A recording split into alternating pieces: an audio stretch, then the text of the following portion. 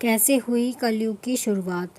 श्रीमद् भागवत, महापुराण, महाभारत, विष्णु स्मृति, मनुस्मृति और सूर्य सिद्धांत जैसे ग्रंथों में सतयुग, त्रेतायुग, द्वापर युग और कलयुग, इन चारों युगों में कलयुग को स्पष्ट से सबसे श्रापित युग माना गया है।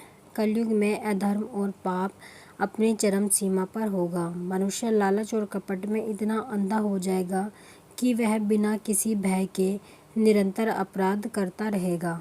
आपको यह जानकर बहुत आश्चर्य होगा कि हिंदू शास्त्रों और पुराणों के अनुसार कलयुग का प्रारंभ एक राजा की भूल से हुआ था। श्रीमद् भागवत गीता के अनुसार एक दिन पृथ्वी देवी गाय माता के रूप में तथा धर्म बैल के रूप में सरस्वती नदी के किनारे बैठे वार्तालाप कर रहे थे।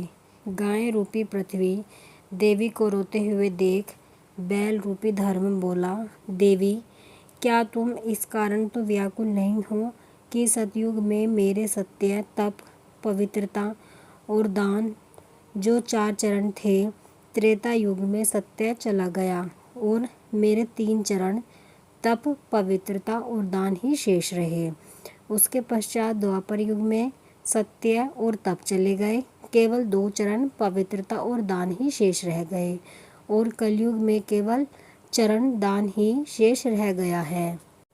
पृथ्वी देवी बोली कि धर्म, तुम सब जानते हो कि जब भगवान श्री कृष्ण स्वयं अपने चरण मुझ पर रखते थे तब मैं अपने आप को बहुत भाग्यशाली समझती थी, परंतु जब से भगवान अपने धाम को प्रस्थान कर गए हैं तब से कलयुग धीरे धीरे अपना प्रभाव मुझ पर डालने लगा है। तभी दैत्य रूप में कलयुग वह प्रकट हो जाता है और गाय रूपी पृथ्वी देवी और बैल रूपी धर्म को मारने लगता है। तभी राजा परीक्षित वहाँ से जा रहे होते हैं और उनकी दृष्टि दुष्ट कलयुग पर पड़ती है, जो कि निर्दोष गाय और बैल को मार रहा होता है। बेबस और लाचारों पर अत्याचार होते देख राजा परीक्षित को कलयुग पर बहुत क्रोध आता है और वे उसके समीप जाकर बोलते हैं कि हे दुष्ट पापी, कौन है तू जो मेरे राज्य में इन बेसहारा गाय और बैल के ऊपर अत्याचार कर रहा है। तेरा ये अपराध क्षमा योग्य नहीं है। अब तेरी मृत्यु मेरे हाथों से निश्चित है। यह कहकर राजा परीक्षित ने अपनी तलवार निकाल ली।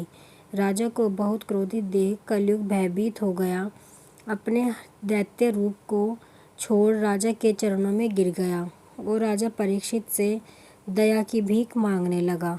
कलयुग को अपनी शरण में आया देख राजा परीक्षित ने उसका वध करना उचित नहीं समझा, क्योंकि धर्म के अनुसार शरण में आए मनुष्य का वध करना धर्म के विरुद्ध माना जाता है।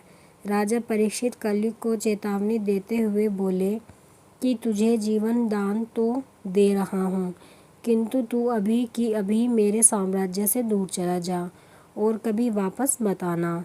यह सुन कलयुग बड़ी चालाकी से बोला, हे राजन, इस पूरी पृथ्वी पर आपका राज है, ऐसे में मैं कहाँ जा सकता हूँ। मुझ पर कृपा कीजिए और मुझे भी रहने के लिए कोई स्थान प्रदान कीजिए। कलयुग का निवेदन सुन राजा परीक्षित बोले, असत्य, मद, काम और क्रोध तुम्हारे 4 निवास स्थान होंगे। कलयुग बोला, हे प्रभु, मेरे रहने के लिए ये स्थान पर्याप्त नहीं है, कृपया मुझे कुछ और स्थान प्रदान करें। तब राजा ने उसे स्वर्ण 5वें स्थान के रूप में प्रदान किया। 5वां स्थान मिलने के बाद कलयुग वहाँ से प्रत्यक्ष रूप से तो चला गया, किंतु अप्रत्यक्ष रूप से राजा परीक्षित के स्वर्ण मुकुट में निवास करने लगा। कलयुग यहीं से प्रारंभ हो गया। आप कमेंट में ज़रूर बताएं कि आपको ये कहानी कैसी लगी है, आपकी राय क्या है इसके बारे में। अगर आपको कहानी पसंद आई है तो वीडियो को लाइक करें, शेयर करें, कमेंट करें और चैनल को सब्सक्राइब करें ऐसी ही कहानियों के लिए।